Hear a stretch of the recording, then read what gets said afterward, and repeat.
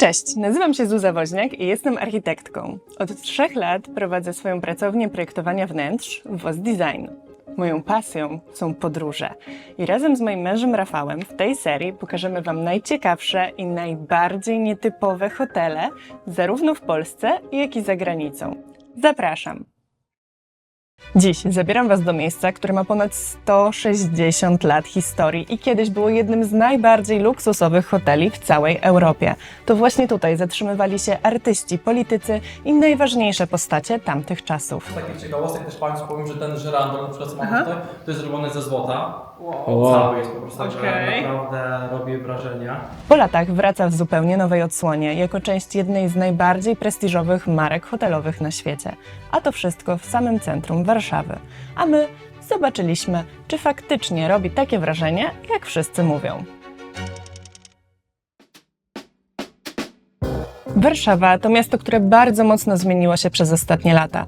Z jednej strony nowoczesne biurowce i szybkie tempo życia, a z drugiej strony miejsca, które pamiętają jeszcze czasy sprzed wojny. I właśnie takie lokalizacje mają swój największy klimat, bo czuć w nich historię, tak zwane genius loci. To jest coś, o czym uczyłam się na Wydziale Architektury, tak zwany duch miejsca, a jednym z takich miejsc jest właśnie budynek hotelu Raffles. Hotel znajduje się przy Krakowskim Przedmieściu, czyli jednej z najbardziej znanych ulic w Warszawie. To miejsce, które praktycznie każdy kojarzy, nawet jeżeli nigdy tu nie był. I właśnie tutaj przez lata działał jeden z najbardziej znanych hoteli w tej części Europy.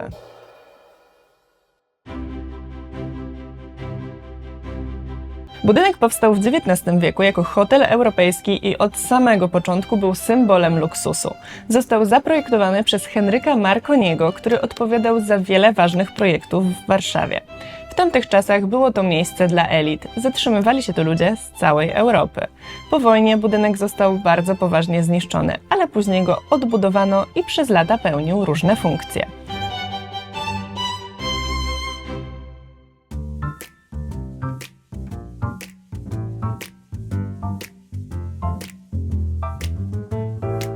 Hotel Raffles europejski otrzymał 2 klucze Michelin. To taki odpowiednik gwiazdek Michelin, które pewnie kojarzycie, a przyznawane są restauracjom. To jedyny hotel w Warszawie z aż 2 kluczami. Wchodzimy do środka i pierwsze co, to kierujemy się oczywiście do recepcji, żeby się zameldować. Już od samego wejścia widać, że wszystko jest tutaj dopracowane w najmniejszych detalach. Wybór materiałów, oświetlenia, poszczególnych elementów, wszystko z najwyższej półki. Zarówno obsługa, jak i klimat robi bardzo dobre wrażenie. Od samego wejścia czujesz się po prostu zaopiekowany. Jest to experience zdecydowanie warty 5 gwiazdek.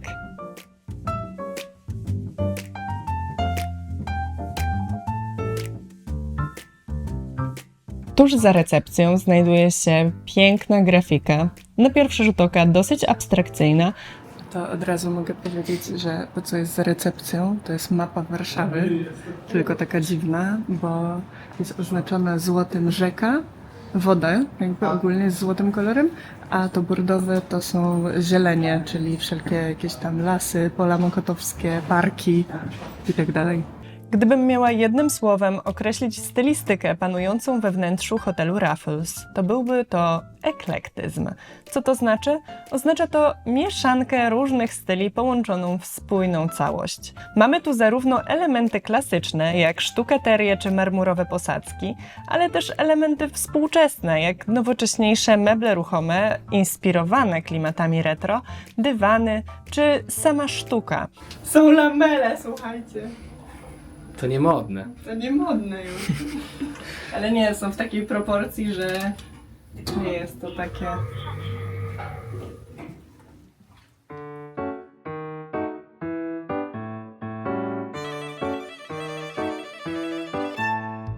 Po zameldowaniu udaliśmy się na 3. piętro, by sprawdzić, jak wygląda nasz pokój. W hotelu znajdują się pokoje w kilku kategoriach. Deluxe, Executive, Suite, kończąc na apartamentach Royal, w których nocują największe gwiazdy. Jeden z nich mieliśmy nawet okazję zobaczyć na własne oczy. Ale o tym za chwilę. Wybraliśmy pokój Raffles. Po nazwie uznaliśmy, że to właśnie będzie dobra reprezentacja dla całego hotelu, który ma całe 45 metrów i łóżko typu king. No, jesteśmy w pokoju. Jest trochę dziwnie, że się wchodzi na taki mebel, Tak. ale okazuje się, że ten mebel to zagłówek łóżka. Ojej, a tam jest aż ten gabinecik nawet. O, tutaj jakieś smakołyczki. Standard wykończenia pokoju jest powalający. Wszystkie materiały są z najwyższej półki. Forniry, skóra, kamień naturalny i detale, które są dopracowane w najdrobniejszych szczegółach. Chociaż niektóre elementy mogły być bardziej wyszukane, tak jak na przykład ten fotel czy lampa. Szczerze, dopiero na nagraniu zobaczyłam, że była lekko wygięta.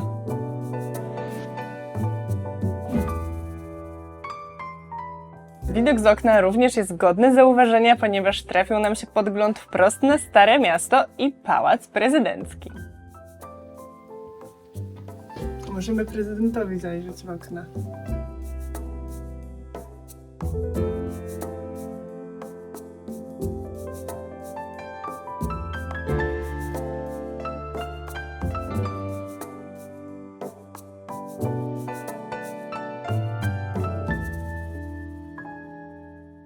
Ja jako normik, ale IT, Tak. szanuję, że jest telewizor z soundbarem.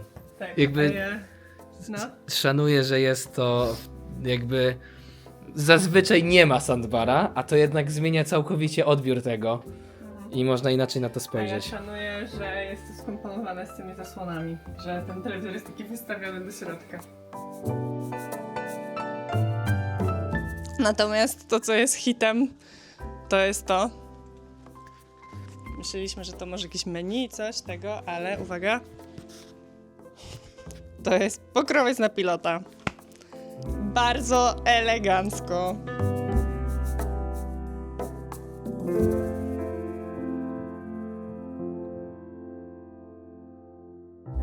Mamy super materiały. Jest naturalny kamień, jest fornir, jest skóra. Tutaj jest pięknie wkomponowany uchwyt w linię mebla. No i jest oczywiście zaoblenie, co też wymaga bardzo kunsztu. Piękne, fornirowane nawet wnętrze szuflady. No jest to spasowane z całym zagłówkiem, który też jest obity tkaniną i skórą. I na dodatek kształtem nawiązuje do narożników hotelu, rzekomo, które też są takie obłe. To oceniając ogólnie pokój, to od wejścia nie robi takiego super wrażenia, ponieważ jest to tak zaprojektowane, że wchodzimy na tył łóżka, czyli de facto wchodzimy na zagłówek, czego na początku nie wiemy, więc na początku myślałam, że wchodzimy na jakąś szafę, a potem musimy tu przejść przez takie dosyć wąskie przejście, żeby już wejść do głównej sypialni. Ewentualnie tutaj mamy wejście w taki jeszcze korytarzyk, gdzie są szafy na oczywiście ubrania, płaszcze i tak dalej, które są bardzo ładnie zaprojektowane i wnętrza też są super, tu możemy zajrzeć. Jakby tutaj też mega dbałość o szczegóły. Jakby ktoś chciał sobie skarpeteczki porozkładać.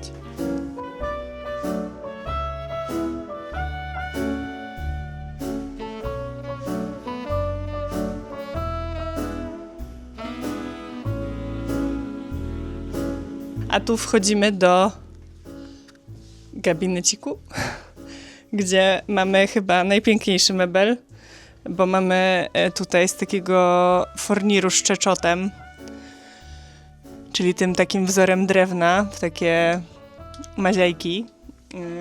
Mamy to biureczko, które jest połączone z toaletką. Mianowicie możemy podnieść tą część i tu, jak sobie siądę, to będę mogła się pomalować. Idealnie oświetlona. W każdym pokoju jest taki album z wszystkimi dziełami, które znajdują się w hotelu. Kolekcja ma swojego własnego kuratora i znajduje się w niej blisko 500 egzemplarzy. Dzieła wiszą zarówno na korytarzach, jak i w pokojach, a w albumie znajdziecie kilka słów na temat każdego autora i każdego dzieła. Udało nam się nawet znaleźć obrazy, które wisiały na ścianie naszego pokoju.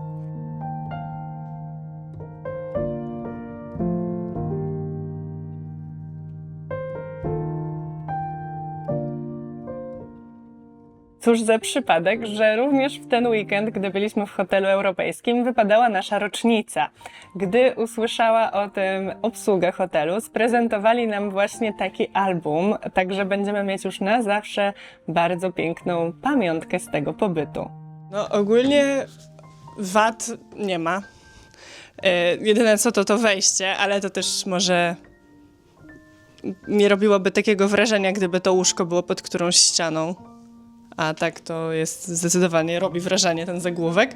No i wchodzimy do łazienki, gdzie mamy prysznic wyłożony kamieniem pięknie, z dużą deszczownicą.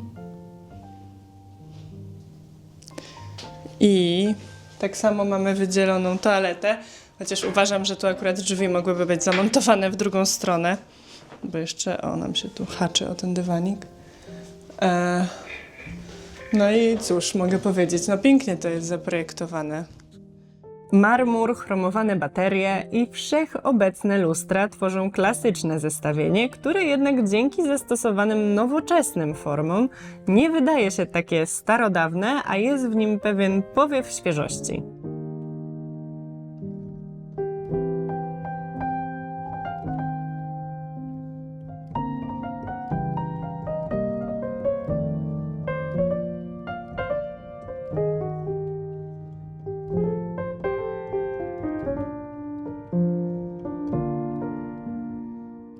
No i chyba hitem tej łazienki według mnie jest ta tutaj mozaika, można to nazwać, chociaż takie duże te elementy, ale generalnie to ma odtwarzać jakby skyline Warszawy, tak? Mamy na środku Pałac Kultury.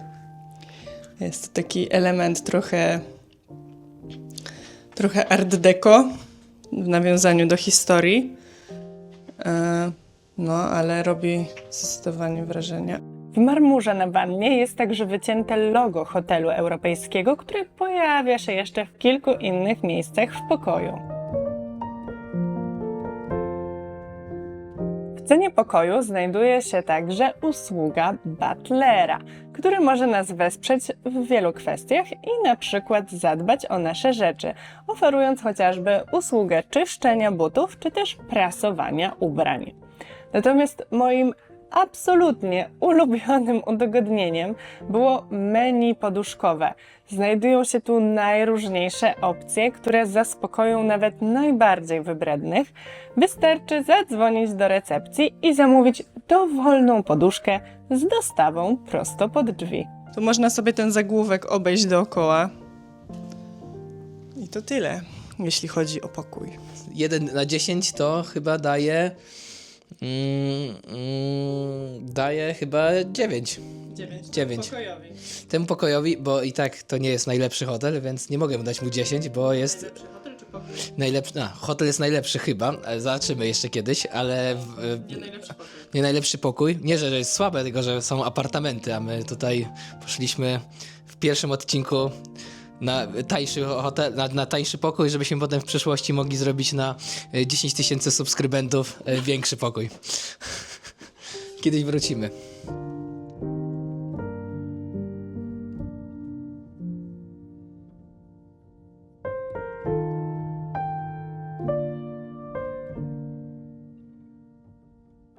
Patrz, a tu masz lustro na suficie.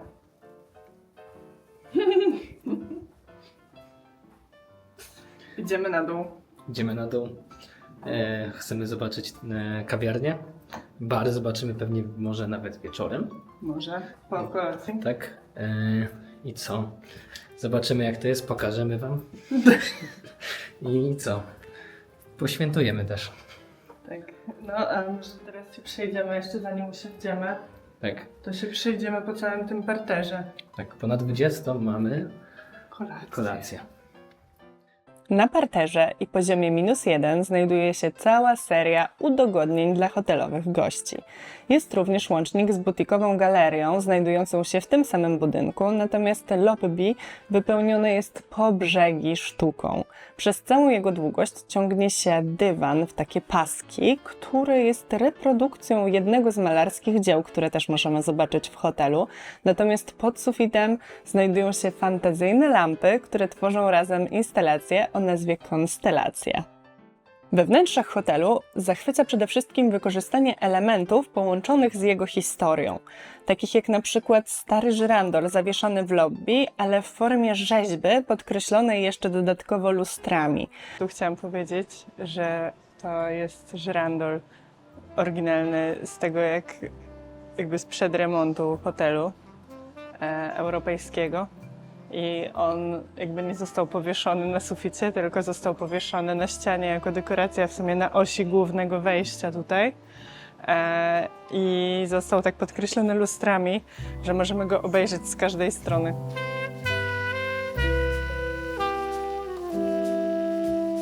Mamy właśnie te obrazy, które pokazywałam w sumie w tym zeszycie w pokoju. I mamy je też na dywanie, odtworzone.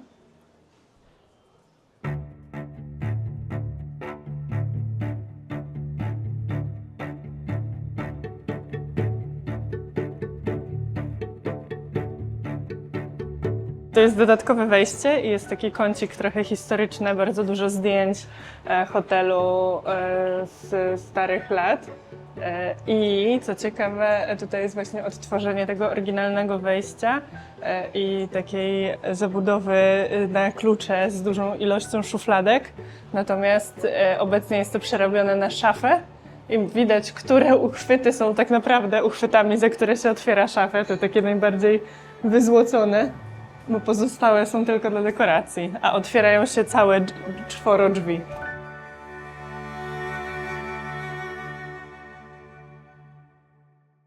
Jesteśmy w palarni cygar w hotelu i powiem, że jest tu mega klimatycznie. Jest taki ciężki, ciemny wystrój, taki trochę angielski, ale to właśnie jest typowe dla tego typu miejsc.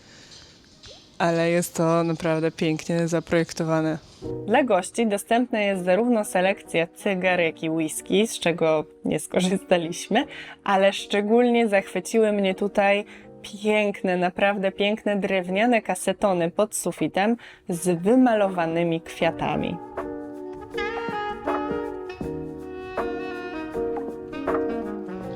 On ma dźwięk palenia drewna wgrany i leci.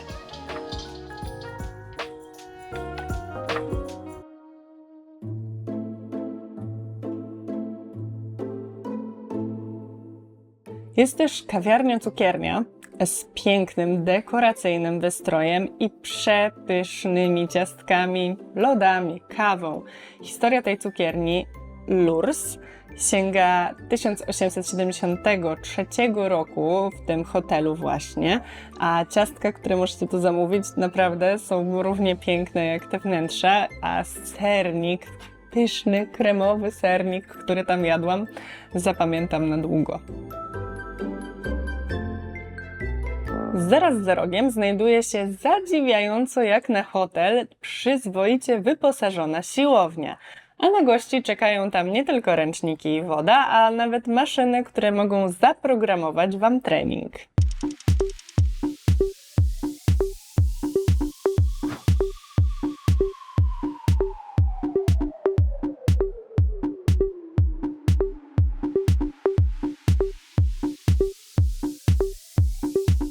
Moja ocena jako takiego siłkowego świra, nawet niezła ta siłownia, w tym sensie jak masz technogym i to możesz nawet, nie jestem pewien, ale możesz nawet sobie tutaj z Apple Watchem i tak dalej wszystko to połączyć, bo technogym jest jakby bardziej zaawansowany.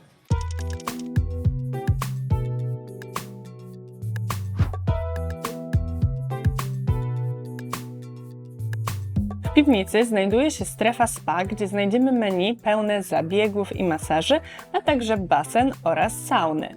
Najciekawszy jest chyba sam basen, bo został umieszczony w starym skarbcu, w którym zachowały się nawet oryginalne sklepienia. Co prawda sam basen jest dosyć mały i nie ma tam dużo miejsca do pływania, ale był to bardzo ciekawy experience. Jak oceniasz strefę spa? Taka 4 z minusem. Na ile? Na 5. Okej. No, czy basen bardzo średni, taki mały, Tak, ale bardzo super strefa saun. tak, Uważam, że skorzystamy jutro. tak. Tak, A teraz idziemy się przebrać i będziemy zaraz oglądać. zwiedzać hotel Tak. cały z przewodnikiem. Dzięki uprzejmości obsługi hotelu zostaliśmy oprowadzeni po jego wnętrzach i właśnie między innymi mogliśmy zobaczyć wnętrza apartamentu europejskiego, w którym swojego czasu nocowała sama Beyoncé z JMZ, czy też Nicki Minaj, która podobno sprawiła niemałe problemy ekipie hotelu, jeżeli chodzi o ciszę nocną. Apartament ma nieco ponad 200 metrów, natomiast co ciekawe jest w nim tylko jedno podwójne łóżko, więc tak czysto teoretycznie jest przeznaczony dla 2 gości. Natomiast bardzo często jest rezerwowany na prywatne imprezy. Znajduje się w nim przestronny salon, część jadalniana, gabinet, otwarty bar oraz nawet mini robocza kuchnia, w której przygotowywane są posiłki przy tych prywatnych imprezach. Dodatkowym atutem jest widok wprost na krakowskie przedmieście. Także jeżeli planujecie na przykład urodziny i macie wolne około 30 000 złotych, to te wnętrza zapewnią Wam iście ekskluzywny wieczór. Podczas oprowadzania mieliśmy możliwość zajrzenia do prywatnych sal restauracyjnych. Każda z nich utrzymana jest w innej stylistyce. Tutaj na przykład sala myśliwska.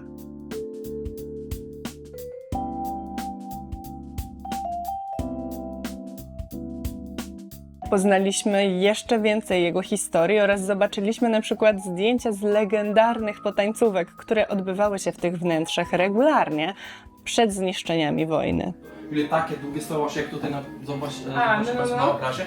Po prostu, że wszyscy siadały do tego stołu właśnie i wszyscy się tak właśnie jedli i później właśnie sobie tańczyli, balowali. W jednym z kącików historii, które mieliśmy okazję zwiedzić, a jest ich w hotelu kilka, Że przyjdziemy do tego też kącika z historii, wzięłam się tutaj pokażę Państwu, jak to się działo. znalazły się również oryginalne meble z epoki, natomiast w odróżnieniu od muzeum, tutaj mogliśmy z nich skorzystać.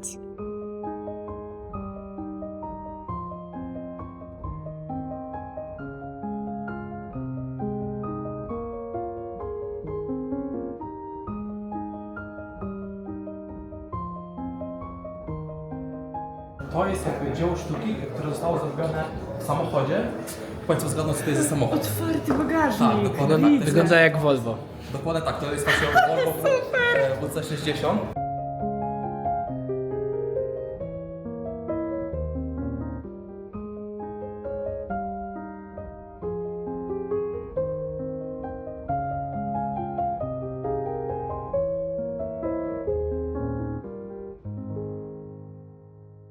Znajduje się tu kilka sal konferencyjnych, które hucznie nazywane są salami balowymi, ale według mnie bliżej im akurat do takich klasycznych hotelowych sal konferencyjnych. Natomiast gdybym miała tu organizować jakieś wydarzenie, to pewnie wolałabym skorzystać z opcji wynajęcia któregoś z największych apartamentów. Mamy także long bar, który wieczorami wypełnia się absolutnie po brzegi, nie tylko gośćmi hotelowymi, a szczególnie moją uwagę, jeżeli chodzi o wnętrza, zwrócił sam bar oraz płytki nad nim z namalowaną kurtyną.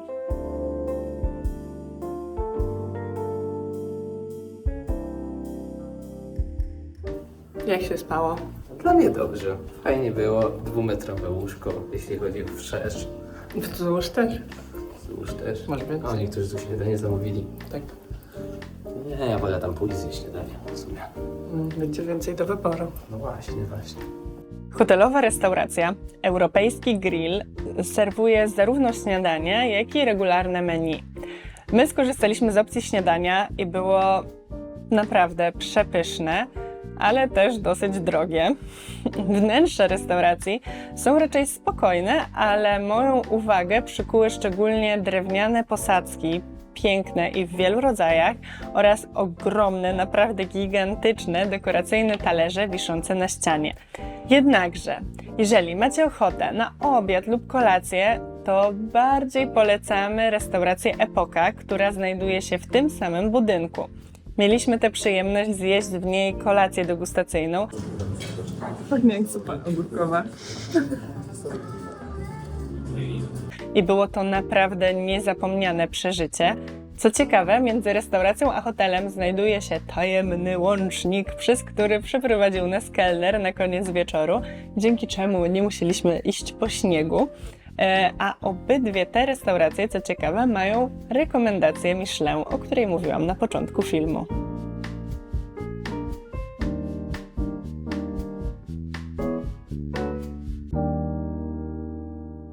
Hotel Raffles Europejski to zdecydowanie najlepszy hotel, w jakim byłam, a mam już na końcu kilka innych hoteli 5-gwiazdkowych. Zastanawiałam się, dlaczego zrobił na mnie aż takie wrażenie i po czasie zrozumiałam, że nie chodziło wcale o sam standard pokoi czy udogodnienia, chociaż to oczywiście było na najwyższym poziomie, ale to, jak historia jego budynku została wpleciona w projekt jego renowacji. To sprawiło właśnie, że nigdy nie zapomnę tego doświadczenia. Także jeżeli chcesz spędzić noc w naprawdę wyjątkowym miejscu, to mogę szczerze polecić hotel europejski. Na każdym kroku spotykasz się zarówno z historią, jak i ze sztuką, ale to, co sprawia, że jest to nie tylko wybitny projekt architektoniczny, ale wybitny hotel, to jego znakomita obsługa, która dbała o nas cały czas, dzięki czemu czuliśmy się bardzo, bardzo zaopiekowani. Następne miejsca, które odwiedzimy, będą miały wysoko postawioną poprzeczkę. To jest wszystko w tym odcinku. Jeżeli Ci się spodobał, daj lajka, a jeżeli masz sugestie, gdzie powinniśmy się wybrać, to zostaw je w komentarzu. No i zasubskrybuj ten kanał, żeby nie przegapić kolejnego odcinka. Tym razem wybierzemy się poza Polskę. Cześć!